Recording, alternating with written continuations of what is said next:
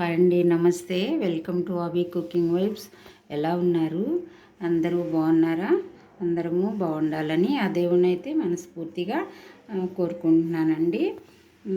ఈరోజు వీడియో ఏంటంటే మనము రైస్లోకి ఒక మంచి ట్రెడిషనల్ పొడి చేసుకుందాము. ఇదే అండి ఈ చింతాకు పొడి మీలో ఎంతమందికి తెలుసో కామెంట్ చేయండి.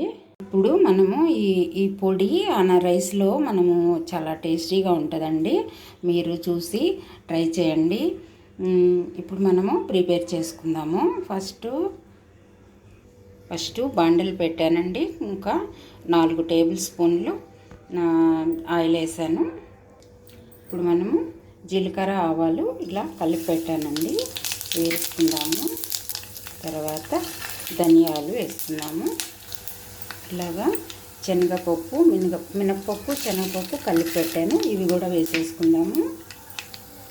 వేవి ఫ్రై చేసుకున్నాము లైట్గా. ఇప్పుడు ఇలా బ్రౌన్ కలర్లో ఫ్రై అయిపోయాయి కదా. ఇప్పుడు మిర్చి వేసుకుందాము.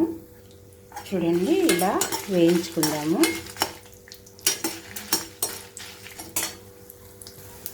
చాలా సింపుల్ అండి, అసలు చాలా సింపుల్గా చేసుకోవచ్చు ఇది ఈ పొడి.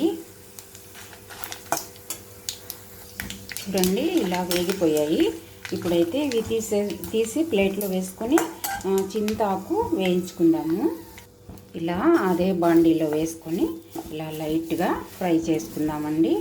వేయించుకున్నామంటే బాగా మనకి డ్రై రోస్ట్ లాగా అయిపోతుంది కదా. అప్పుడు మనకి బాగా మెరిగిపోతుంది అనమాట. అయినా వేయించుకోవాలి, వేయించుకోకుండా అయితే వేసుకోకూడదు ఆకు. చాలా టేస్టీగా ఉంటుందండి. మన ఛానల్ని సబ్స్క్రైబ్ చేయండి, లైక్ చేయండి, షేర్ చేయండి. మీ ఫ్రెండ్స్కి, ఫ్యామిలీ మెంబర్స్కి షేర్ చేయండి. ప్లీజ్ డూ సబ్స్క్రైబ్ అండి. ఇలా సన్న మంట మీద వేయించాను. చూడండి, వేగిపోయింది. కొంచెం చల్లారిన తర్వాత మిక్సీ పట్టుకున్నాము. చూడండి, ఇలా మిర్చి అన్నీ వేయించుకున్నాం కదా. ఆవాలు, జీలకర్ర, శనగపప్పు, మినపప్పు, ధనియాలు వేయించుకున్నాం కదండి. ఇవన్నీ మిక్సీ పట్టుకున్నాము. కొంచెం కచ్చపచ్చగా వేసిన తర్వాత ఈ చింతాకు వేసుకుందాము. చూడండి, కొంచెము కచ్చపచ్చగా మనము గ్రైండ్ చేసుకున్నాం కదా. ఇప్పుడు చింతాకు వేసుకుందాము. మొత్తం ఇలా వేసుకొని మెత్తగా పౌడర్ చేసుకుందాము.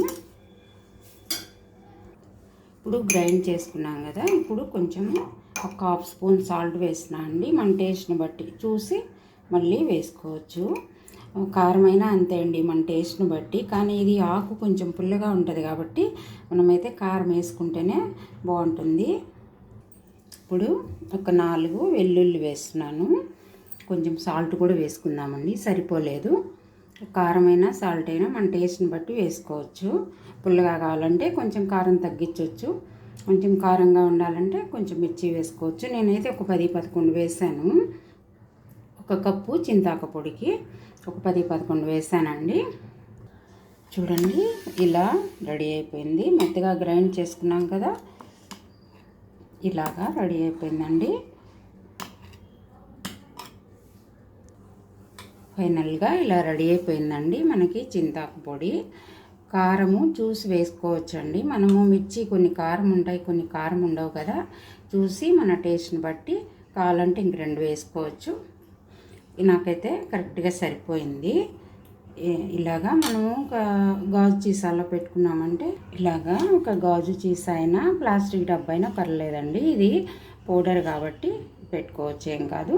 ఇలా బాటిల్లో పెట్టుకున్నామంటే 1 మంత్ 2 మంత్స్ కూడా ఉంటుంది, ఏం కాదండి. ఇది చాలా బాగుంటుంది అనమాట. మనము కరివేపాకు పొడి ఎలా చేసుకుంటామో సేమ్ అంతే అండి ఇది కూడా. మన ఛానల్ని సబ్స్క్రైబ్ చేయండి, ప్లీజ్ సపోర్ట్ చేయండి మన ఛానల్ని. సబ్స్క్రైబ్ ఇప్పుడే, ఇలాంటి మంచి మంచి వీడియోస్ కోసం ఇప్పుడే సబ్స్క్రైబ్ చేసుకోండి. ఇది వేడివేడి అన్నంలో నెయ్యి వేసుకొని తింటే చాలా బాగుంటుందండి. ఇలా వేడివేడి అన్నంలో నెయ్యి వేసానండి, చాలా బాగుంటుంది. మీరు ట్రై చేయండి. మీకు ఎలా ఉందో చింతాకు పొడి కమెంట్ చేయండి. చాలా టేస్టీగా ఉంటుందండి. చూడండి, మీరే కామెంట్ చేస్తారు. ప్లీజ్ మన ఛానల్ని సబ్స్క్రైబ్ చేయండి. థ్యాంక్ యూ అండి.